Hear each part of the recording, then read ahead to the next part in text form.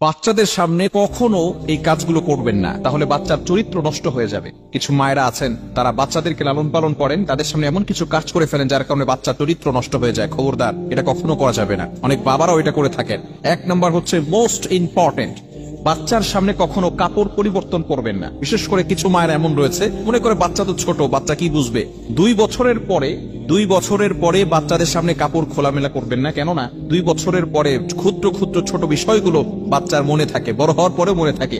এজন্যই আমাদেরকে সবসময় সতর্ক থাকতে হবে যাতে করে বাচ্চার সামনে এই ধরনের কোনো কাজ আমরা না করি। বাচ্চার সামনে অনেক সময় ঝগড়া করে পিতামাতারা, এরকম মা বাবা আছে না নাই? খবরদার, এগুলোর মাধ্যমে বাচ্চারা শিখবে। খবরদার, বাচ্চার সামনে কখনো আপনার ওয়াইফকে শাসাবেন না। আপনি মনে করছেন এটা আপনার স্ত্রী, সে কিন্তু একজনের মা, আপনার সন্তানের মা। এজন্য অবশ্যই তাকে সম্মান করতে হবে, রেসপেক্ট করতে হবে। অনেক পুরুষ এটা বুঝেই না। এজন্য বাচ্চার সামনে কখনো মা বাবা ঝগড়া করতে যাবেন না। দ্বিতীয় নাম্বার হচ্ছে, বাচ্চার সামনে কখনো অন্যের সমালোচনা করবেন না, অন্যের গীবত করবেন না। তাহলে বাচ্চার হিংসা বেড়ে যাবে, বিদ্বেষ বেড়ে যাবে, মানুষের প্রতি হিংসা বিদ্বেষ তার ভিতরে থাকবে। এজন্য অবশ্যই অনেক মা বাবা এমন রয়েছে, বাচ্চার সামনে আছে, বাচ্চার সামনেই তারা অন্যের সমালোচনা করে, অন্যের গীবত করে। খবরদার, আল গীবাতু আশাদ্দু মিনাজ জিনা, গীবাত ইজ হার্ডার দ্যান ফরনিকেশন। গীবত হচ্ছে এমন একটা গুনাহ যেটা জেনার থেকেও মারাত্মক গুনাহ। যদি কোনো ব্যক্তি জেনা করে, ব্যভিচার করে, সে ব্যক্তি আল্লাহ তাআলার কাছে তওবা করলে আল্লাহ তাআলা তার গুনাহ ক্ষমা করে দিতে পারেন অথবা দিবেন। কিন্তু কোনো ব্যক্তি যদি গীবত করে, যার গীবত করা হয়েছে, সে যতক্ষণ পর্যন্ত ক্ষমা না করবে আল্লাহ তাআলা তাকে কখনো ক্ষমা করবে না। এজন্য খবরদার, বাচ্চার সামনে কখনো অন্যের সমালোচনা করবেন না। নাম্বার 3, তৃতীয় নাম্বার হচ্ছে, বাচ্চার সামনে কখনো ছোট ছোট আমরা প্রতিশ্রুতি দিয়ে থাকি, মিথ্যা প্রতিশ্রুতি কখনো দিবেন না। বলি যে বাচ্চা, অনেক সময় আমরা এটা বলি, তুমি এটা করো তাহলে তোমাকে একটা সাইকেল কিনে দিব। খবরদার, এই ধরনের মিথ্যা প্রতিশ্রুতি বাচ্চাদেরকে দিবেন না। তাহলে আস্তে আস্তে বাচ্চাও আপনার প্রতি বিশ্বাস হারিয়ে ফেলবে যে বাবা তো এটা বারবার আমাকে বলেছে কিন্তু কখনো কিছু দেয় নাই। আপনার যতটুকু অ্যাবিলিটি আছে ততটুকু আপনার বাচ্চাকে দেওয়ার চেষ্টা করবেন, এবং মিথ্যা প্রতিশ্রুতি দিয়ে বাচ্চাদের বিশ্বাস কখনো নষ্ট করতে যাবেন না।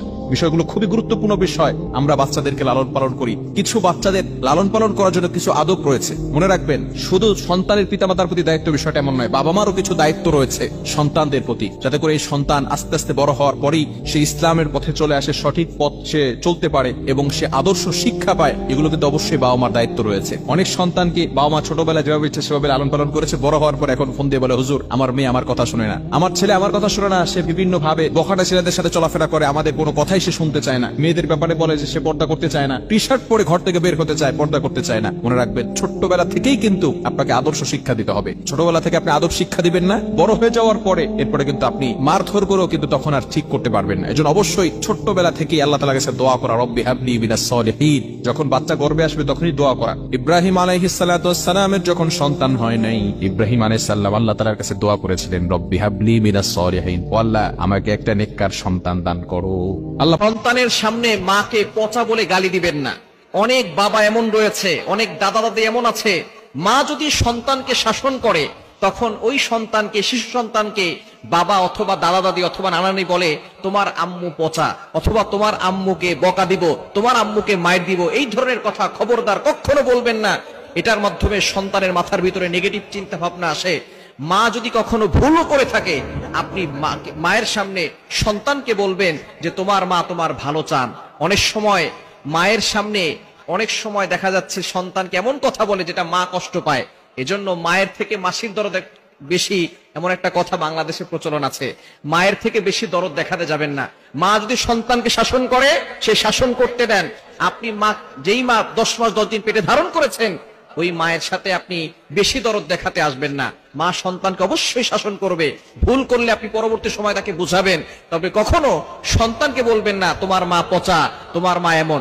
সন্তানকে বলবেন তোমার মা তোমার জন্য যেটা করবে ভালোর জন্য করবে, তোমার মা তোমার ভালো চান। এটাই সব সময় আপনার স্ত্রীর সাথে এমন ব্যবহার করবেন।